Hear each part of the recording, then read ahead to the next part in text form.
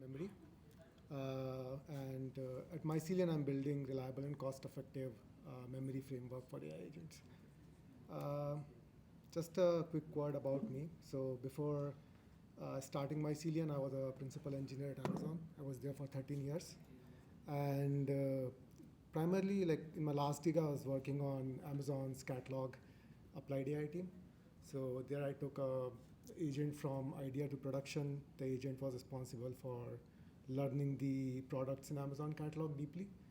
And yeah, that was a great experience. And then before that, I was in S3 for 7 years.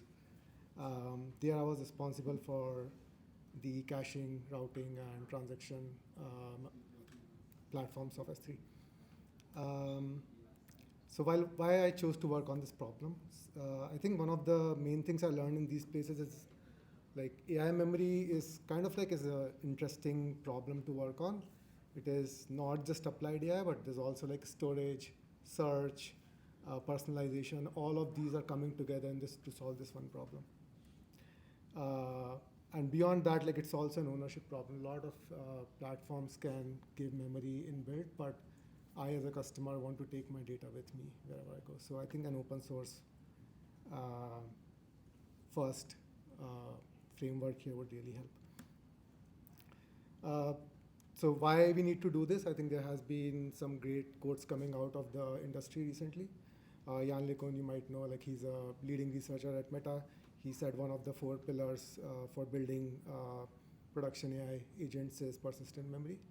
And then Sam Altman also like recently said after GPT-5 that for GPT-6 they are going to put a lot of focus on memory. So that just validates like what we are thinking. But I think what is different for Mycelian and some of the other open source projects that are coming up in this space is chatbot may change. People might move to using different LLMs at the time, but your memory should always remain with you. You should not have to like jump through hoops to do that. So a quick mental model of how the system works. For Mycelian, there is a conversation agent, the agent that is the developer is building. For example, let's say for Igor, he had the agent that is talking to the user, doing like the conversation about the dreams. And the Mycelian agent is silently observing those changes and then storing them in the memory.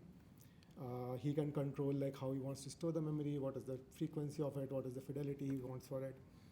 And then the conversation agent can retrieve memories across sessions and over days. Quick peek how it works. So the memories are organized into vaults. A vault is a collection of different types of memories on a topic. And this is like the isolation that you provide. For example, one patient might be different from another patient, and there are different vaults for these.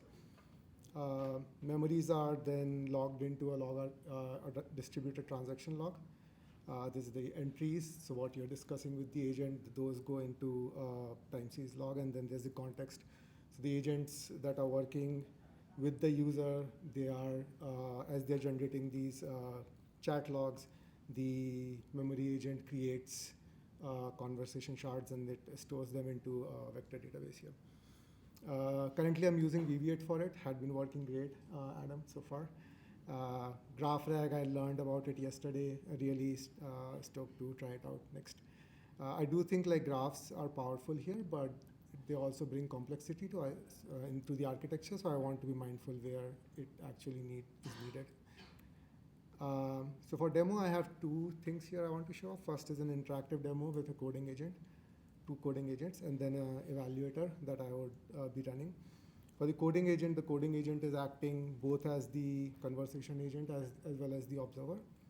But for the evaluator agent, I have built like a observer agent using LangGraph that is monitoring the conversations and it will be storing them. And the evaluation is the long mem evaluation that is used to measure the quality of the memories here. It operates on 5 different questions. These are the types, and I can go into it deeper if I have more time. So let me just quickly jump into the, so I'll just kick off the eval run so to show like it's not a toy example. So here, let me just, so I've already created a memory here, a vault here for GitHub Hack Day for yesterday. and created two memories under it. One for like the build that I did, and then the important events for this particular event.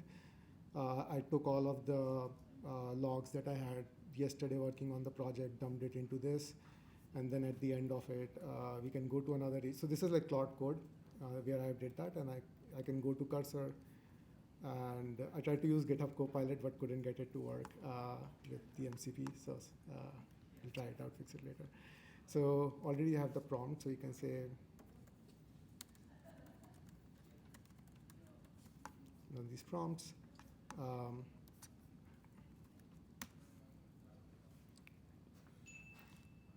So it is doing a search in the memory right now, listing the vaults, coming up with what are the specific things I did during the hack day, giving a summary of it, and then we'll try out like what is the latest on the event that I'm doing right now for the hack day.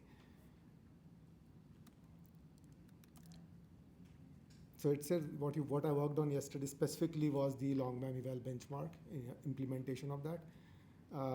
What specific things I did was fix bugs, improve the performance of it that I was already doing before.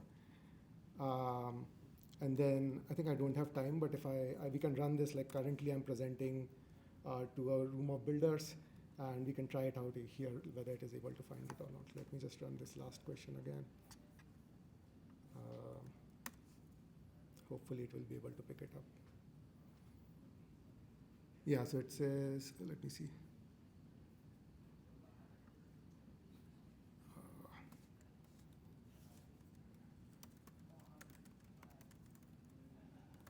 Maybe you have to give a specific. While that is going on, I'll just go here. So I ran a eval on a long mem eval data set.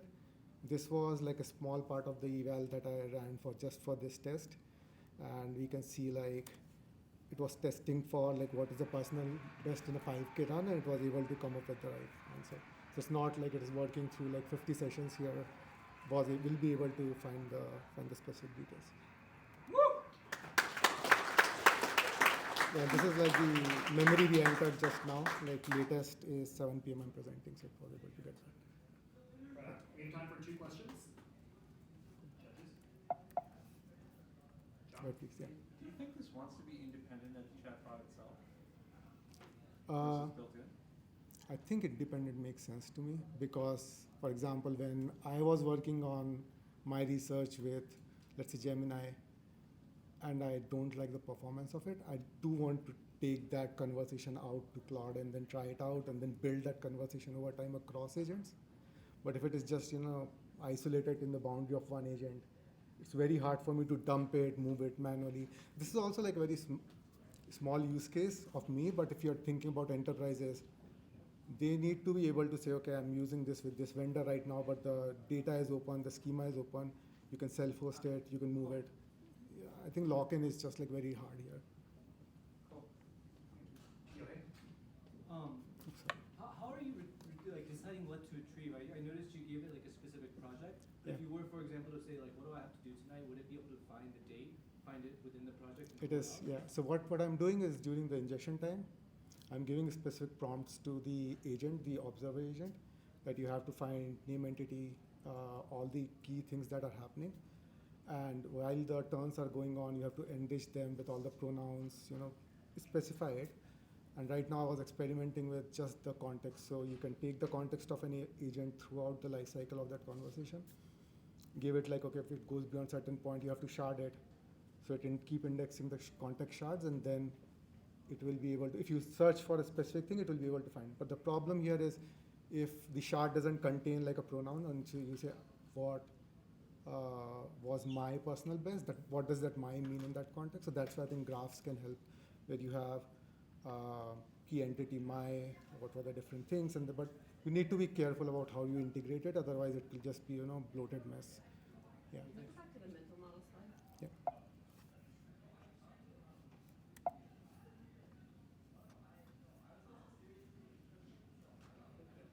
This is really impressive. Okay. Everyone give it up for Samir. Okay, right now I have Avi. What's the name of your project, Avi? MCP laptop is mirroring.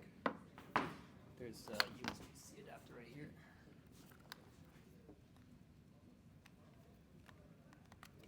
This is the MCP Tool Security Scanner. We are building security guardrails for agentic AI systems focused on building multi-tool AI safer and more reliably.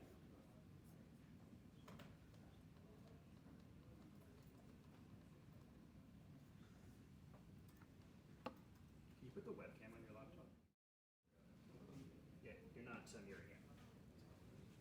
Okay, let's get this fixed. Yep, exactly.